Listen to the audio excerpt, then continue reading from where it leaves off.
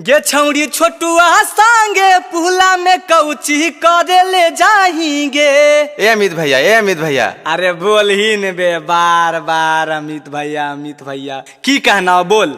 अरे देखी ना उ छौड़ी है जे छोटुआ साथे हले पुला में। अच्छा जे छोटुआ के चुम्मा दिल के रे चल चल तो तनी आज हमहू मांगिए लिए अगे छौड़ी। हाँ की रे आगे ना मुंह उठा के सब लफुआ चोर बंदर।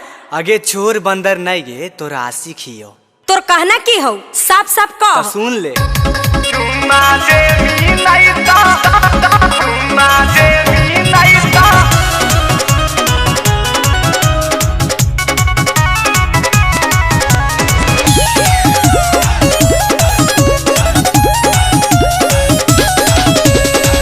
जाए में कोचिंगवा देली छोटुआ के चुम्मा हमरो देवे पड़तो।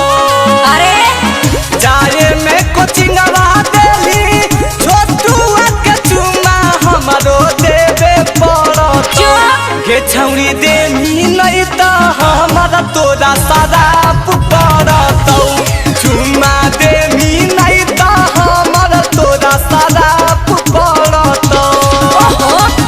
बोलिया बोलो ही जरले हो चेहरवा रे दो गलवा छौड़ा। बोलिया बोलो ही जरले हो चेहरवा रे दो गलवा छौड़ा। तमरबो खोल के चपलवा रे दो गलवा छौड़ा। त काहे ले करो ही झूठे हलवा रे दो गलवा छौड़ा।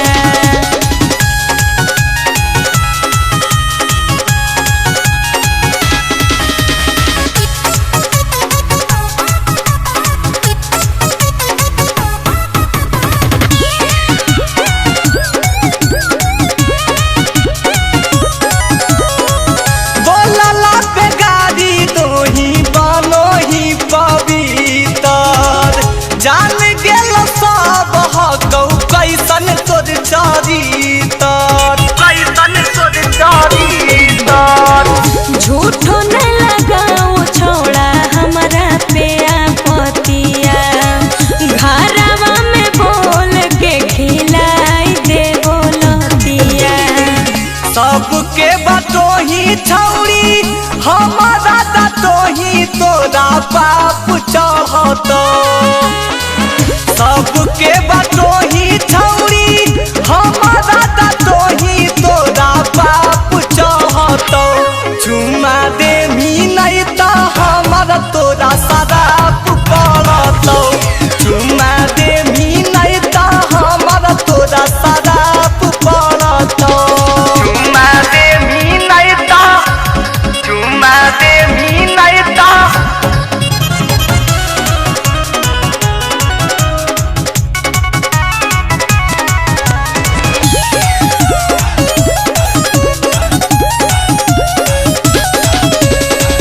हमारा से बहसल छोड़ा पड़ जैतो भारी। मार के कोदारी तोर का पार देबो फारी।